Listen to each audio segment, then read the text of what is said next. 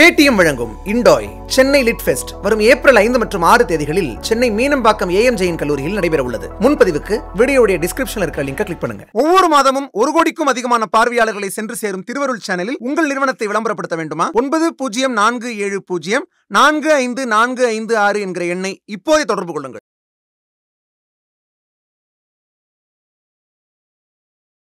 ஆறு, சுழல், கடல் இதில் மாட்டின மாதிரி, அல்லது ஒரு பாம்பு உங்களை துரத்துற மாதிரி, ஒரு பெரிய உருவம் கொண்ட ஒரு மிருகம் உங்களை துரத்துற மாதிரிலாம் கனவு வரும். நீங்கள் வந்து ஒரு மாதிரி டிஸ்டர்படாக இருக்கீங்கன்னு அர்த்தம். அவ்வளோதான். இதில் ராகுன்னா பாம்பு. ஒரு பாம்பு உங்களை துரத்துதுன்னா பிரச்சனைல மாட்ட போறீங்கன்னு அர்த்தம். இந்த பாம்பு படம் எடுத்து சீருதுன்னா தப்பு பண்ணி பொய் சொல்லிட்டீங்க, மாட்டிக்கிட்டீங்கன்னு அர்த்தம். இந்த பாம்பு கடிச்சிருச்சுன்னா ஒரு ஆற்றுல மாட்டுறீங்க, ஒரு அருவியில் மாட்டுறீங்க, ஒரு குளத்துல குதிக்கிறீங்க, இதெல்லாம் வந்ததுன்னா இன்னொருத்தர் உங்க தலையில எண்ணெய் வச்சு உங்க தலையில எண்ணெய் குளிப்பாட்டுற மாதிரி கனவு வந்தா மரணம் நெருங்குதுன்னு.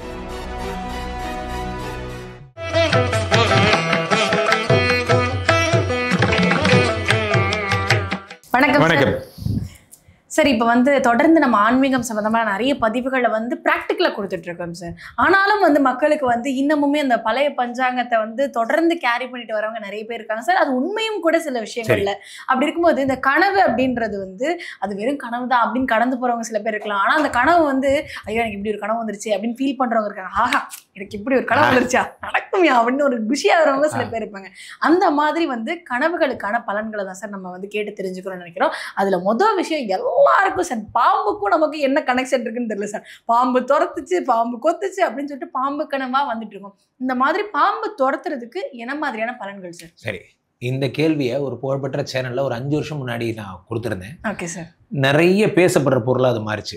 ஒன்று புரிந்து கொள்ளுங்கள், சைக்கியாட்ரிஸ்ட்லாம் போனீங்கன்னா ஒரு கனவு என்பதை மனதினுடைய பிறழ்வுன்னு சொல்லுவாங்க.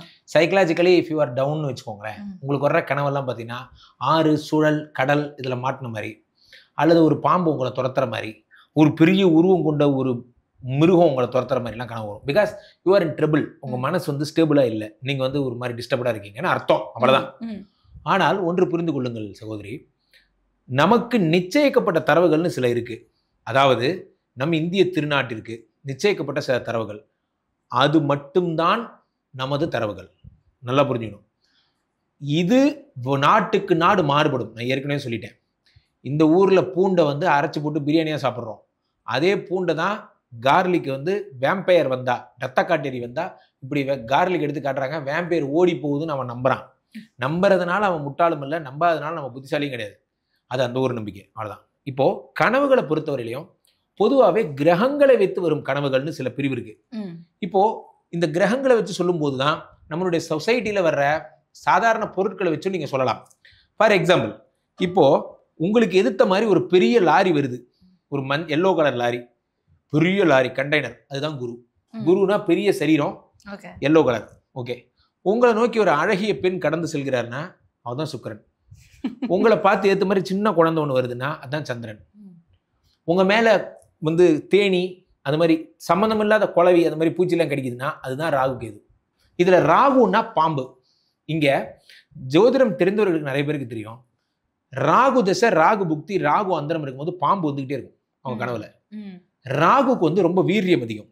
அதனாலதான் ஜென்மத்துல சனி வந்தா இந்த ஜென்மத்துக்கு உனக்கு மூஞ்சில் முடிக்கூடாதுன்னு நினைக்கிறது. ஏன்னா ஜென்மம்னா என்னன்னா, சனி வந்து உடம்புல உட்காந்து ஃபுல் டாமினேட் பண்ணுவார், ராகு வந்து உடம்புல உட்காந்தாலும் ஃபுல் டாமினேட் பண்ணுவார். இந்த சர்பத்தை அவங்க பார்த்துக்கிட்டே இருப்பாங்க, சர்பத்தை பத்தி பேசிட்டு இருப்பாங்க. இப்போ கனவுகளுக்குள்ள வருவோம். இப்படி நிச்சயிக்கப்பட்ட தரவுகள்னு சொல்லிட்டு நம்ம முன்னோர்கள் சில கனவுகள் வச்சிருக்காங்க. அதற்கானதுதான் பலிக்குமே தவிர நீங்க கண்ட கனவெல்லாம் பலிக்காது. அப்ப அந்த அதற்கான கனவுகள் ஒரு டேர்ம் அது வந்து நான் சொல்றேன் பாருங்க. அது என்னென்ன, இறந்து போன உங்களுடைய மூதாதையர், மேபி உங்க ஜென்ரேஷனுக்கு உங்க கொள்ளு தாத்தா இறந்துருப்பார், உங்க தாத்தாலாம் உயிரோட இருப்பாரு நம்புறேன். தாத்தா அப்பா நீங்க ஜென்ரேஷன் இருக்கீங்க, கொள்ளு தாத்தா ஜென்ரேஷன், எள்ளு தாத்தா ஜென்ரேஷன், அந்த மாதிரி சம்பந்தம் இல்லாம இறந்து போனவங்க எல்லாம் ஒரு கோயில்ல வராங்க, அல்லது உங்களை பார்த்துட்டு மறைஞ்சிடுறாங்க அப்படின்னா உங்க வாழ்க்கையில பெரிய டேர்னிங் பாயிண்ட் ஏற்பட போகுதுன்னு அர்த்தம். முக்கியமா புத்திர பிராப்தி, குழந்தை பிறக்க போகுதுன்னு அர்த்தம். இந்த முன்னோர்கள் பிளஸ் பண்ணா குழந்தை பிறக்கும். இது ஏன்னு தெரியாது, ஆனா இந்த கனவு வரும்போதுலாம் இது நடக்கும். ஒரு பாம்பு உங்களை துரத்துதுன்னா பிரச்சனைல மாட்ட போறீங்கன்னு அர்த்தம். இந்த பாம்பு படம் எடுத்து சீருதுன்னா தப்பு பண்ணி பொய் சொல்லிட்டீங்க, மாட்டிக்கிட்டீங்கன்னு அர்த்தம். இந்த பாம்பு கடிச்சிருச்சுன்னா பிரச்சனை விட்டுருச்சுன்னு அர்த்தம். அண்டர்ஸ்டாண்ட்? இவ்வளவுதான் விஷயம். நாய் துரத்துதுன்னா சனி துரத்துறாருன்னு அர்த்தம். இப்ப நான் சொன்னது ராகு. இந்த பாம்பு துரத்திக்கிட்டே இருக்க டைவர்ஸ் பிரச்சனைகள் வீட்டுல வந்துகிட்டே இருக்கும். ஹஸ்பண்ட் அண்ட் ஒய்ஃப்க்கு பெட்ல ஹஸ்பண்ட் அண்ட் ஒய்ஃப்க்கு 2 பேருக்கு நடுவில் இந்த பாம்பு வந்துருச்சுன்னு அர்த்தம். இவங்க 2 பேரையும் சேரவே விடாது. அவங்களுடைய இன்டிமெசி ப்ராப்ளம்ஸ், லவ்வே பண்ண மாட்டாங்க முதல்ல. இந்த ராகு வந்து கெடுத்து விடுவார். ஏதாவது குறை சொல்லிட்டே இருப்பாங்க, திட்டிக்கிட்டே இருப்பாங்க, டென்ஷனாகவே இருப்பாங்க. அவங்களுக்குள்ள லவ் இன்டிமெசியே வராது. அடுத்து சனினா நாய், அதான் காலபைரவர். சனி வந்து சனியோட குரு காலபைரவர். அதனால காலபைரவர்னா நாய். அதனால தான் பைரவர்னே அதை சொல்லுவாங்க. இந்த நாய் துரத்துச்சுன்னா உங்களுக்கு பிரச்சனை வரப்போகுதுன்னு அர்த்தம். நாய் கடிச்சிருச்சுன்னா பிரச்சனை விட்டுருச்சுன்னு அர்த்தம். அப்ப எல்லா விலங்குகளுக்குமே பொதுவா இது அப்படி கிடையாது. ஏன்னா நிச்சயிக்கப்பட்ட தரவுகள் பத்தி மட்டும் தான் பேசிட்டு இருக்கோம். நீங்க எல்லா கலர் போட்டுலாம் வச்சுக்கூடாது. உங்களுக்கு பொட்டுக்குன்னு சில டெரிவேஷன்ஸ் வச்சிருக்காங்க. கருப்பு கலர் போட்டு வச்சா வேற அர்த்தம், சிவப்பு கலர் போட்டு வச்சா வேற அர்த்தம். உடைகள்லயே நீங்க ஒவ்வொரு உடைக்கு ஒரு அர்த்தம் இருக்கு. இப்ப கருப்பு கலர் சட்டை போட்டு வந்தேன்னா ப்ரொட்டஸ்ட்னு அர்த்தம், நான் ப்ரொட்டஸ்ட் பண்றேன்னு அர்த்தம், கருப்பு பேட்ச் குத்திக்கிறேன். சிகப்பு கலர் ட்ரெஸ் போட்டா நீங்க கம்யூனிசம் புரட்சின்னு அர்த்தம். வெள்ளை கலர்னா வெள்ளை குடிக்கு மீண்டும் வேலையா, வெள்ளைன்னா சமாதானம்னு அர்த்தம். ஸோ விவசாயினா பச்சை கலர், தெரிஞ்சோ தெரியாம இந்த கடலாம் நீங்க அவனுக்கு கொடுத்துட்டீங்க. இந்த மாதிரி இந்த கனவுக்கும் அப்படித்தான், தெரிஞ்சோ தெரியாம இதெல்லாம் பழிக்கிறதுனால இதெல்லாம் கனவுகள்னு சொல்லிட்டாங்க. பாம்பு துரத்துறது சொன்னேன், நாய் கடிக்கிறது சொன்னேன். அடுத்த கனவு இது உங்களுக்கு வரவே வராது. இந்த மாதிரி கனவுலாம் வராது.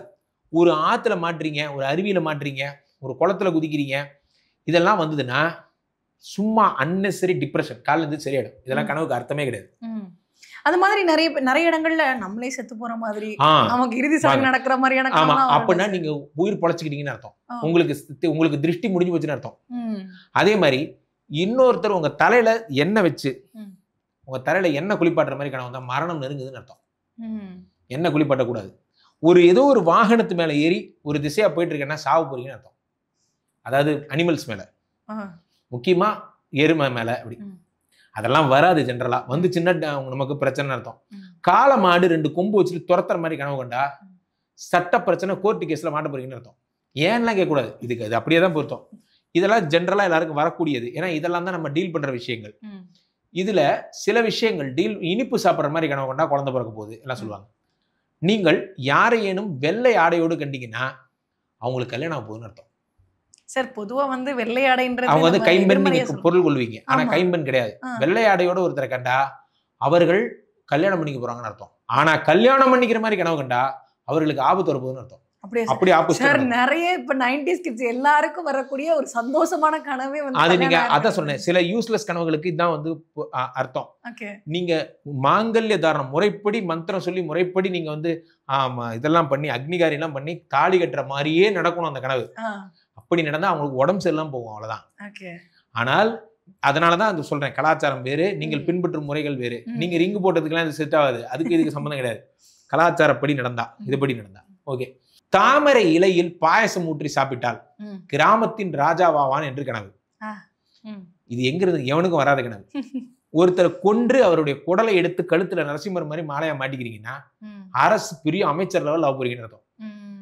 நரசிம்ம வரதம் வரவே வராது. அதனாலதான் யாரோ ஒருத்தர் தான் அமைச்சரா இருக்காங்க, அல்லது அமைச்சரா இருக்கவங்க எல்லாம் போய் கேட்டு இந்த கனவு உங்களுக்கு வந்துச்சுன்னா இல்லைன்னு தான் சொல்லுவாங்க. ஆனால் இந்த கனவுக்கு தான் அந்த சக்கரவர்த்தி யோகம் எல்லாம் உண்டு.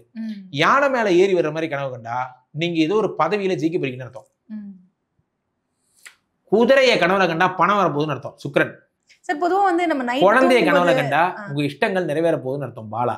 நீங்க சொல்ற கனவெல்லாம் இப்ப பொதுவா நம்ம நைட்டு தூங்கும் போது என்ன விஷயத்த நினைச்சிட்டு படுக்கிறோமோ அதுதான் கனவா. அப்படிலாம் கிடையாது. நீங்க அப்படிங்கிறது சைக்காலஜிக்கல். அதனாலதான் ஃபர்ஸ்டே சொன்னேன், சைக்காலஜி கனவுகள்ல விட்டுருங்க. நான் சொல்ற இந்த பொருளார்ந்த கனவுகள் வந்தா நீங்க பாருங்க, எந்திரிச்ச உடனே இந்த சுப கனவுகள் வந்த உடனே எந்திரிச்சு பாத்தீங்கன்னா உங்களை சுத்தி வாசனையா ஏதோ ஃபீல் ஆகும். அந்த ரூம்ல ஏதோ ஒரு வைப்ரேஷன் இருக்கிற மாதிரி ஃபீல் ஆகும். வந்துட்டு போனது சுவாமி. அவர் வந்தாருன்னா நான் வந்துட்டேங்கிறத இன்டிமேட் பண்றதுக்காக அப்படி பண்றாரு. இதெல்லாம் ரொம்ப ரேரா. நீங்க அவ்வளவு பெரிய கிளீன் சோலாலாம் இருந்து நீங்க அப்படிலாம் அவருக்கு பிடிச்சவரா இருந்தா, நாங்க ஸ்ரீமடத்துல நிறைய நாள் ஃபீல் பண்ணியிருக்கோம். மேல நித்தியம் ஹோமம் பண்றோம், சுவாமி வந்து வருவார், கீழே வருவார், நடமாடுவார், அதெல்லாம் நாங்க ஃபீல் பண்ணியிருக்கோம். ஆரம்ப காலத்துல பயமா இருந்தது, போக போக யார் சுவாமிடா அப்படிங்கிற மாதிரி ஆயிடுச்சு. நமக்கு ரொம்ப க்ளோஸ் ஆயிட்டார் அவரு. ஸோ அந்த வைப்ரேஷனை நாங்க ஃபீல் பண்ணியிருக்கோம், அது வேறு. ஸோ நான் என்ன சொல்ல வரேன் அப்படின்னா, கனவுகள் என்பதனுடைய டைரக்ட் பொருள் வேறு. ஒரு ஆயுதத்தால் குத்தி கொலை பண்ற மாதிரி உங்களுக்கு கனவு கண்டா உங்களுக்கு பிடிச்ச நோய் சரியா போய் ஐசியூல இருந்து வெளியே போறீங்கன்னு அர்த்தம். கனவுகளுக்கு டைரக்ட் மீனிங் கிடையவே கிடையாது. கனவுகளுக்கான வேற வேற மீனிங் தான். இதுதான் கல்ச்சர் சொன்னது. சைக்கலாஜிக்கலி உங்களுக்கு உடம்பு சரியில்லைன்னு ஃபீல் பண்ணா உண்மையிலேயே நீங்க செத்து போற மாதிரியே கனவு வரும். அதுக்கு அர்த்தம் கிடையாது. செத்து போகிற மாதிரி கனவு வந்தால் நல்லா இருக்கு போறீங்கன்னு அர்த்தம். அல்லது 4 பேர் சேர்ந்து தலைமையில ஒரு சொம்பு தண்ணி ஊற்றுறாங்க அப்படின்னா பொண்ணு வந்து பெரியவளா போகிறான்னு அர்த்தம். இந்த மாதிரி ரிலேட்டடாக தான் நீங்கள் புரிஞ்சுக்கணும். நமக்கு வந்து அது வந்து அதிகாலையில் வந்த கனவாக இருந்தால் தான் அந்த கனவு வந்து பலிக்கும், இல்லைன்னா பலித்தமாகாதுன்றாங்க இல்லையா? அது உண்மை தானே சார்? அதெல்லாம் ஒரு காலத்தில் பிரம்ம முகூர்த்தத்தில் எந்திரிச்சிருந்தவனுக்கு இதெல்லாம் நீங்கள் சொல்றது கரெக்ட். இந்த வாக்கிய பஞ்சாங்க தான். திருவருள் டிவியில் உங்களுடைய நேர்காணலும் இடம்பெற வேண்டுமா? 9047045456 என்கிற எண்ணை இப்போதே தொடர்பு கொள்ளுங்கள்.